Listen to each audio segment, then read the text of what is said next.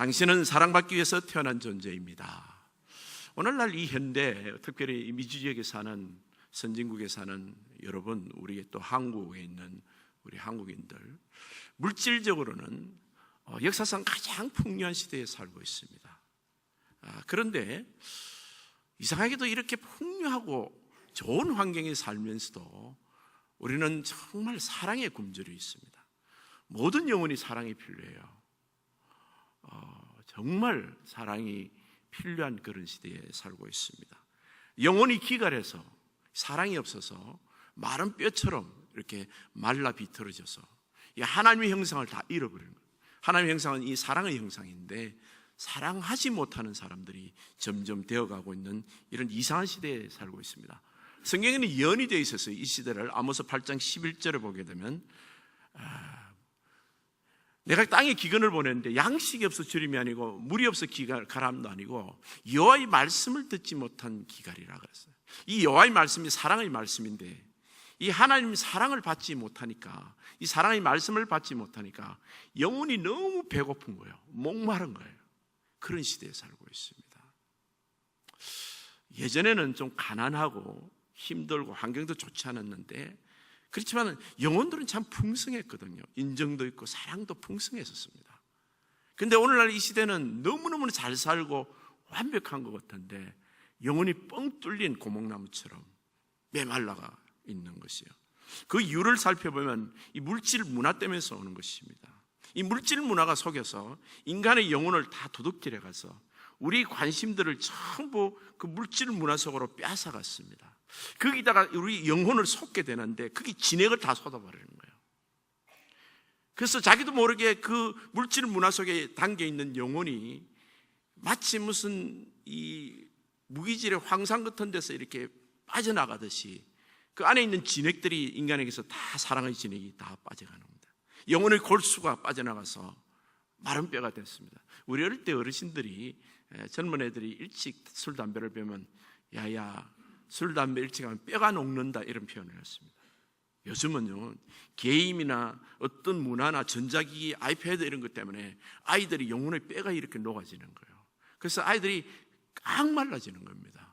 사람을 만나서 사랑하고 같이 모여서 동참하고 사랑을 주고받아야 되는데 이 생명체가 없는 어떤 이런 놀이기구에 우리 영혼이 이렇게 완전히 진액이 탈진을 해버리니까 사람이 힘이 없는 거예요. 사랑이라는 건 희생이지 않습니까? 아기를 좀 봐주려고 그러는데 이 게임에 밤새도록 내 영혼을 탈진해버리니까 힘이 없는 거야. 잠자야 되는 거야. 몸이 완전히 녹초가 돼버리는 거예요. 그런데 완전히 사로잡혀가 있으니까 말이죠. 그 현대 문화라는 게, 이 놀이 문화라는 게 우리의 영혼들을 완전히 뽑아가 버려가지고 우리의 영혼이 말라 비틀어져서 뼈가 완전히 깡마른, 바싹 마른 뼈처럼 되어버린 거예요. 에스겔서 37장에 보게 되면 에스겔 골짜기에 마른 뼈들이 가득했다 그랬습니다. 이걸 어떻게 살리느냐? 하나님께서 에스겔에게 말씀을 대언하라 그랬습니다. 말씀을 대언하니까 이 사람의 형상으로 다시 나는 거예요. 현대인들은 마치 마른 뼈 같은 그런 영혼들입니다. 여기 하나님 말씀, 사랑의 말씀이 들어가야 사람 모습이 나오는 거예요. 하나님의 형상의 아름다운 모습이 회복이 되는 겁니다. 거기다가 살아있는 생계의 말씀을 불어넣으니까 큰 군대처럼 일어났다고 그랬습니다. 요즘 우리가 말씀 읽기를 하고 있는데 우리 영혼을 자꾸만 말씀에 갖다 넣어야 돼요. 그래야 우리가 회복이 됩니다. 왜냐하면 이 시대의 문화나 이런 것들은 우리 영혼의 사랑을 자꾸만 빼앗아가서 영혼을 탈진을 시킵니다. 사람이 피곤하고 메마르면요 내 영혼이 메마른데 짜증스럽고 화내고 분노하고 절망하게 됩니다. 누굴 사랑할 여유가 없게 되는 거예요. 내 마음이 풍성하지 못하니까. 근데 하나님의 사랑을 받아서 하나님의 사랑으로 내 영혼이 풍성한 진액이 있는 사람은 남에게 나눠줄 수도 있고 사람을 대할 때도 부드럽고 여유가 있는 것입니다. 그렇기 때문에 우리의 영혼이 하나님의 형상으로 회복이 되려면 이런 사랑의 말씀을 받아야 되는 거예요.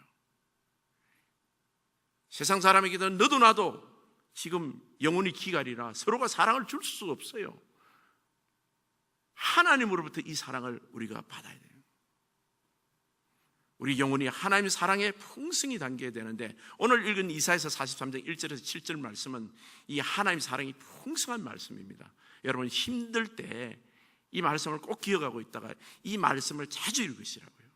사랑의 말씀은 자주 읽으셔야 됩니다. 자주 읽으시면 우리 영혼이 힘을 얻어야 돼요. 사람은 밥을 먹어도 힘이 없고 잠을 자도 힘이 없고 비실비실 하는 거예요, 오늘날 영혼들은. 그리고 누가 조금만 건드리면 폭발해버리는 거예요. 꽹 마른 눈에다가, 초점 없는 눈에다가 영혼들이 메말라가 있습니다. 그래서 모든 영혼은 하나님 말씀으로 창조되어 있어요. 우리는 원래 하나님 말씀으로 창조해졌어요. 사랑의 말씀으로 창조해졌는데, 이 하나님이 말씀이 없으니까 이 영혼이 에너지를 잃게 되는 거예요. 힘이 없는 거예요. 그래서 말씀으로 우리를 회복시켜야 됩니다. 십자가 부활의 말씀으로. 그게 사랑의 말씀입니다. 하나님이 세상을 이처럼 사랑하사 독생자를 주셨으니 이는 저를 믿는 자마다 멸망치 않고 영생을 얻게 하심이라. 그 예수를 믿고 영혼이 구원을 받아야 그 안에 생수가 흐르게 되고 우리가 사랑이 흐르게 되고 내가 이웃을 사랑할 수 있는 것이, 그런 사람이 되고 하나님의 형성이 회복이 되는 것입니다. 성령은 사랑의 영입니다. 성령이 들어오시면 이 사랑의 영이 우리에게 이렇게 부어져서 거듭나게 되고 우리가 하나님의 형성이 회복되기 시작하는 것입니다. 이 본문의 말씀은 하나님의 사랑을 잘 나타내고 있는 말씀입니다. 본문의 말씀을 자세히 보면 오늘 본문 1절 2절에는 하나님이 우리 창조자여 구속자여 보호하시는 분이라는 것을 잘 나타냈습니다. 1절에 보면 야곱아 너를 창조하신 여호와께서, 이 야곱이라는 것은 야곱처럼 허물 많은 하나님의 백성들이에요.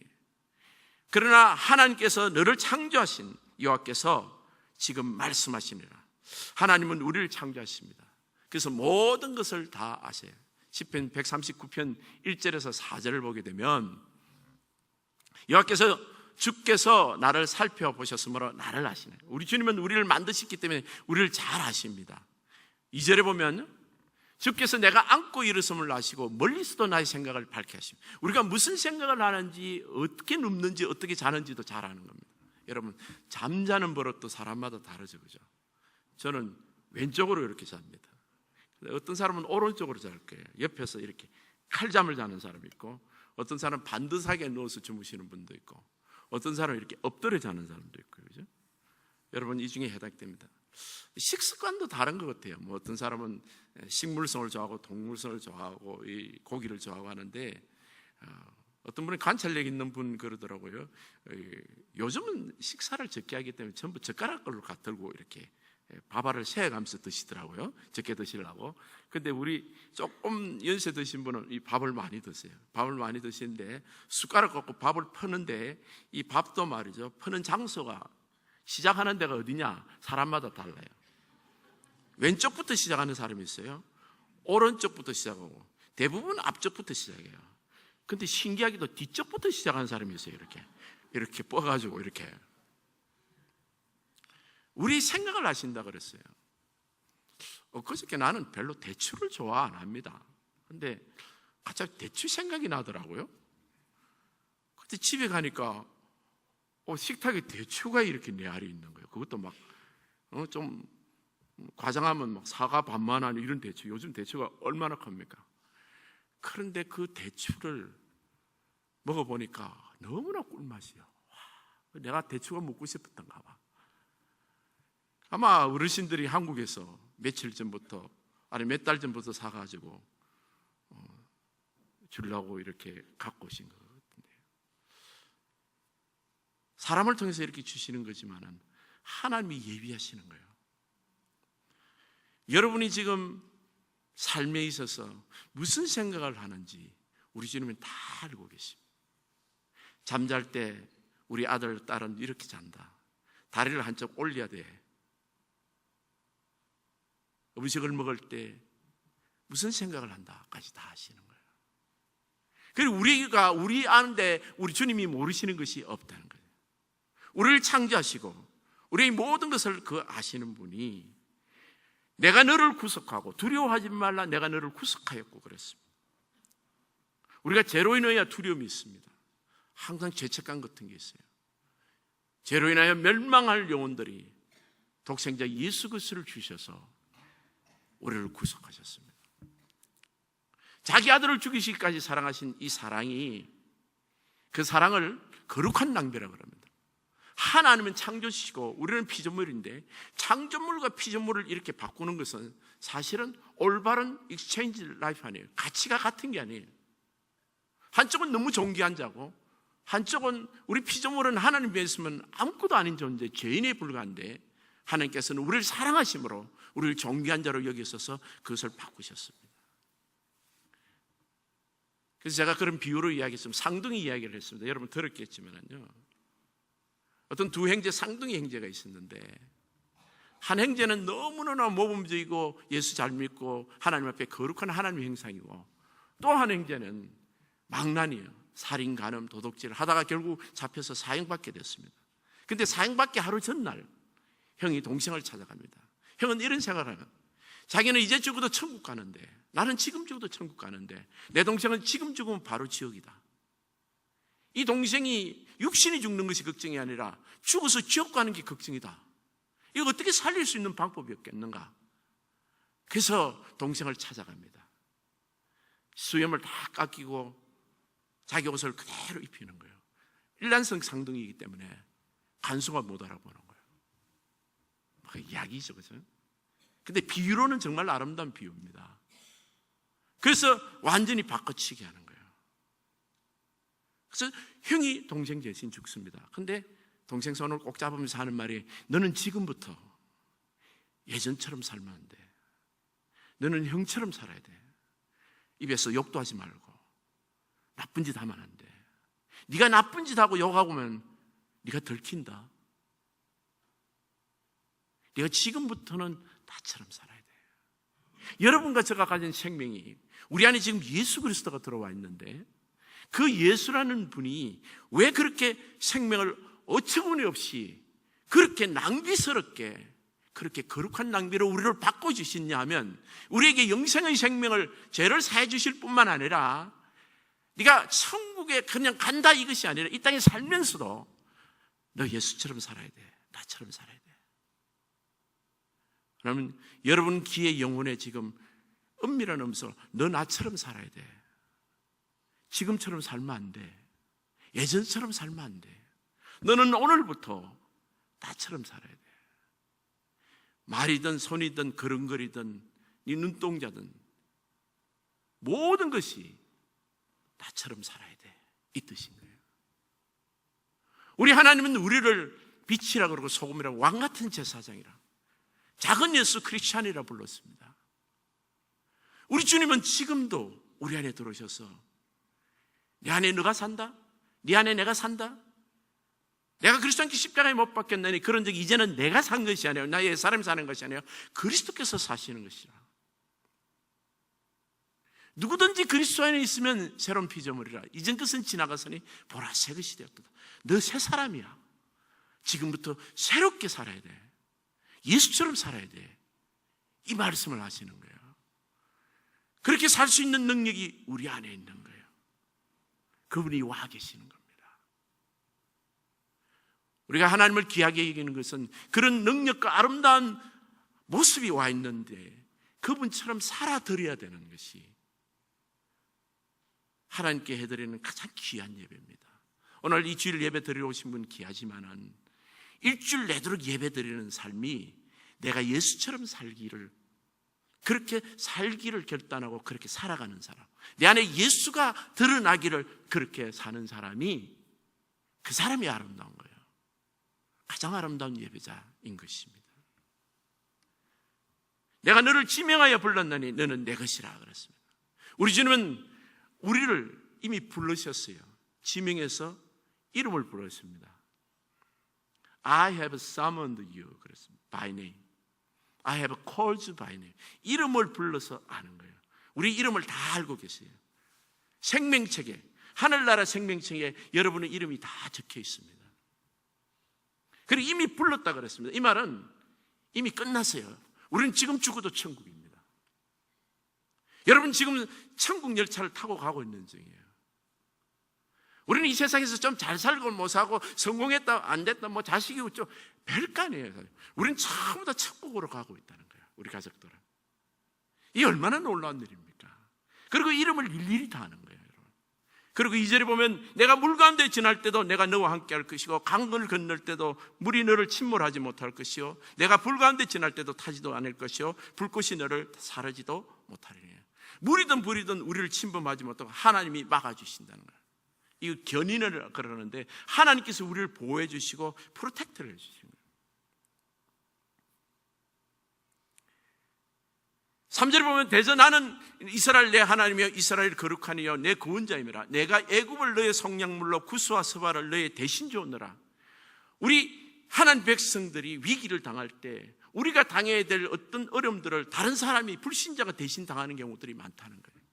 하나님 백성들을 피하게 하시고 이것을 하나님이 해주시는 거예요. 우리는 모르지 사실은 무슨 일이 있었는지. 우리가 그 자리에 금방 있었으면 5분 전에 있었으면 당할 일을 우리는 빠져나오고 다른 사람이 거기 대신 들어가서 어려움을 당하고 환난을 당할 때가 있다는 거예요. 대신 주었다고 속량하셨다고. 하나님께서 우리를 보호하시고 우리를 인도하시는 거예요. 그런데 물 가운데 불 가운데를 지나게 하시는 거예요. 우리 인생은요 세상 사람들하고 똑같이 어려움이 지납니다. 물은요 들어가게 되면 숨을 못 쉬고 답답하잖아요. 우리 인생이 되면요 가슴이 답답할 때가 있습니다. 특별히 자녀를 키우다 보면 엄마들은 가슴 답답할 때가 있어요. 또 불 가운데는요 가슴이 타고 입술이 바짝바짝 마를 때가 있어요. 제가 어떤 자매님을 기억합니다.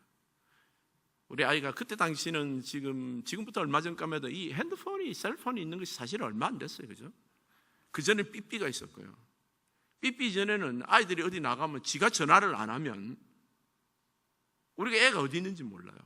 그 사춘기 있는 애가 홀어머니 산데 이 아들이 자동차를 몰고 나갔어요. 근데 12시가 되도록 안 들어오니까 엄마 입술이 타는 거지 밤새도록. 근데 여러분 우리가 예수를 믿게 되고 하나님께 기도하면서 이 자녀들을 하나님께 바치면 우리 자녀들은 늦게 들어오는 이유가 교회에 있다가 늦게 들어오나요? 바깥에서 놀고 늦게 들어오는 애는 거의 없습니다. 얼마나 그것도 감사한지 몰라요. 우리 자녀들은 보통 보면 교회에서 막 열심히 하고 나면 막 그런 엄마가 없기를 바라지만 집에서 엄마는 예배 안 나오고 집에서 잠 그르릉 다 자고 있는 엄마도 있을 수 있죠.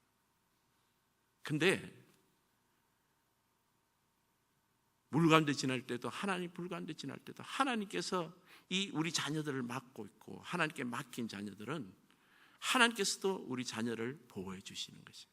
그래서 시편 127편 2절에 보면 여호와께서 사랑하시는 자에게 잠을 주시는도다.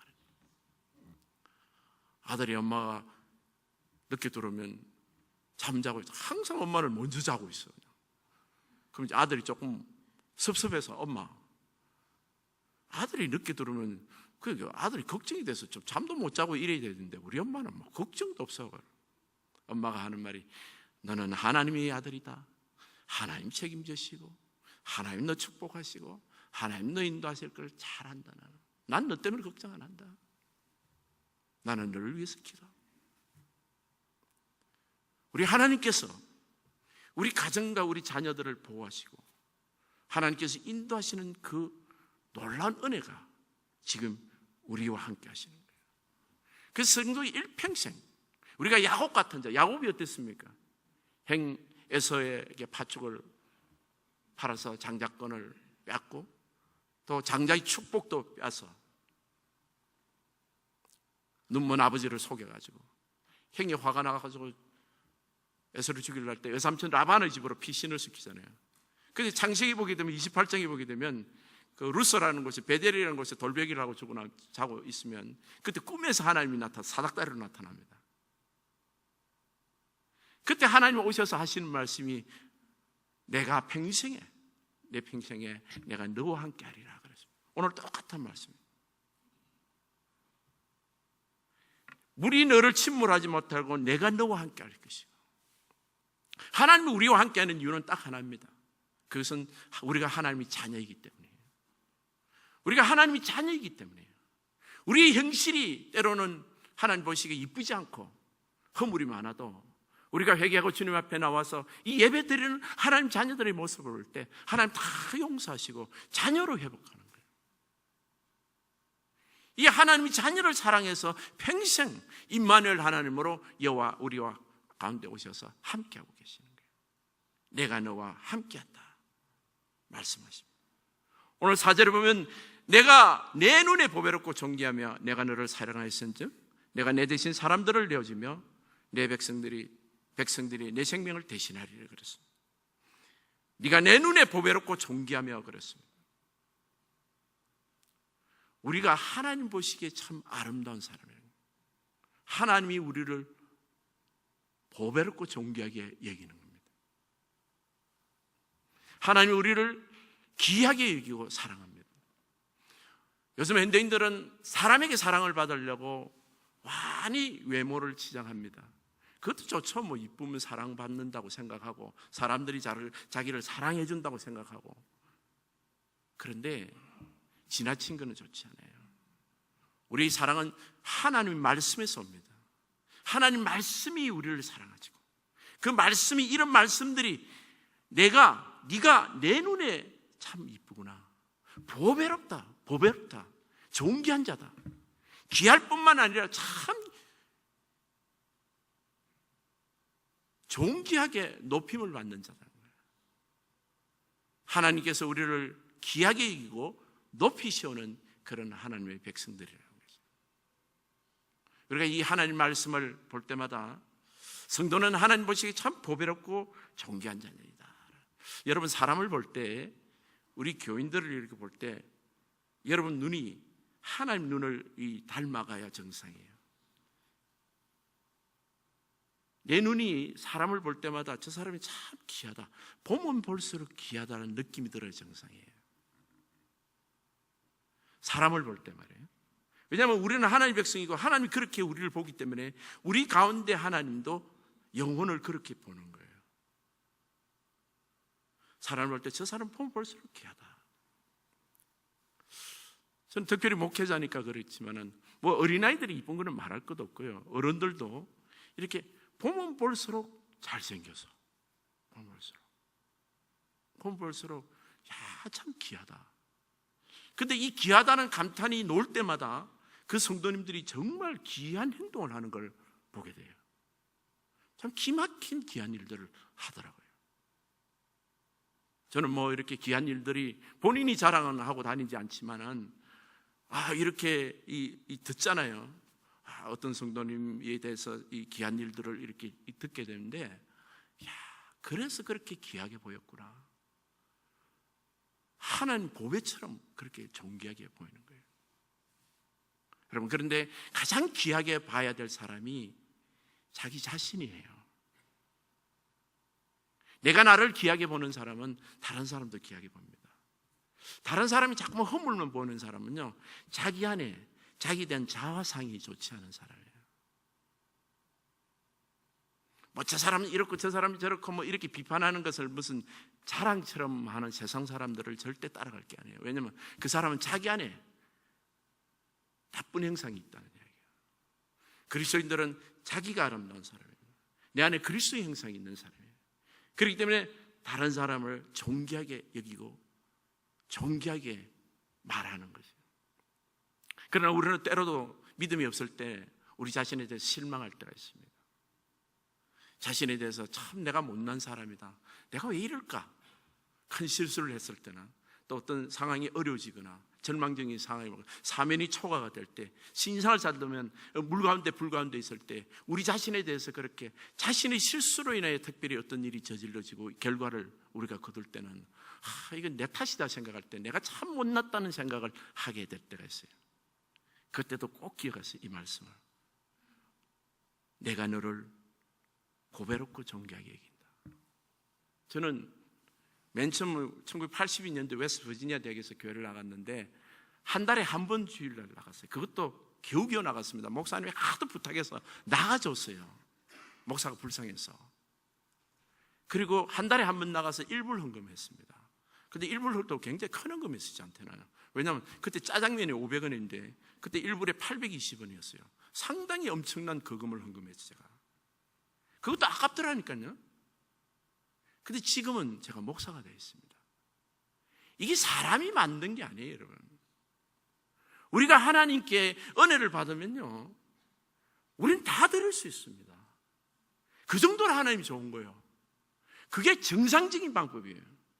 근데 이 사랑 설교를 하지 말라 그러는데, 사랑 설교 많이 해야 됩니다. 제대로 사랑 설교하면요, 온 교인이 변하는 거예요. 온 교인이 하나님께 정말 열심히 있는, 자신의 생명이라도 드리는 사랑의 사도로 변하게 돼야 정상이에요. 근데 무슨 사랑 설교를 하면 사람들이 더 타락을 해버리는 거예요. 이건 이단입니다. 교회 안에 이단이 있는 거예요, 이게. 그 이단 종파만, 구원파만 이단이 아니라 교회 안에 지금 이단적인 복음을 갖고 있는 사람이, 하나님 다 용서하셨으니까 아무렇게나 살아도 되고, 나는 이제 용서받았으니까 천국 가도 된다 하고 교회에서 막 죄를 짓는, 이거는요, 하나님 사랑을 아는 게 아니에요. 거듭난 사람이 아닙니다. 거듭난 사람은요, 사랑을 받으면 감동해요. 나는 그 대추 씹으면서 눈물을 흘렸습니다. 하나님, 내가 대추 한 알도 머리 지나간 것만도 주신다. 나는 참 먹는데 이렇게 감동합니다. 생각이면 스쳐가도 하나님 주시는 거예요. 난 뭐 한 게 있다고 하나님께. 여러분도 마찬가지입니다. 그 하나님에게 우리가 배신할 수 있습니다. 그 하나님에게 그 하나님 앞에서 내가 무슨 범죄를 하겠습니까? 그분 앞에서는 못하는 거예요. 물론 우리 허물이 있습니다. 그런데 그분 사랑 생각하면요, 아무렇게 살 수 없어요. 우리가 거룩한 힘은, 우리가 사는 거룩한 힘은 하나님 사랑이에요. 여러분, 말씀을 통하여 사랑 많이 받으세요. 정말 하늘에서 폭포수처럼, 폭포수 같은 은혜를 받으셔야 됩니다. 그래서 내 영혼이 풍성한, 정말 해갈한 밭이 되어서 온갖 아름다운 것들이 쑥쑥 자라, 백향목, 종려나무가 자라고, 우리 자녀들도, 우리 가정이 사랑이 넘치는 가정이 돼서 아름다운 나무들이 자라는 그런 가정, 하나님 영광을 위해서 우리 살아야 됩니다. 왜 하늘로 씻습니까? 만물이 다 왜 하늘로 올라갑니까? 꽃들이, 나무들이요, 하늘로. 하나님께 영광입니다. 우리 하나님께 영광입니다. 내 평생에 내가 사는 목적이 하나님께 영광이에요. 많이 찬송하십시오. 많이 기도하십시오. 모든 영광을 하나님께 돌리시는 성도님 되시기를 예수님으로 축복합니다.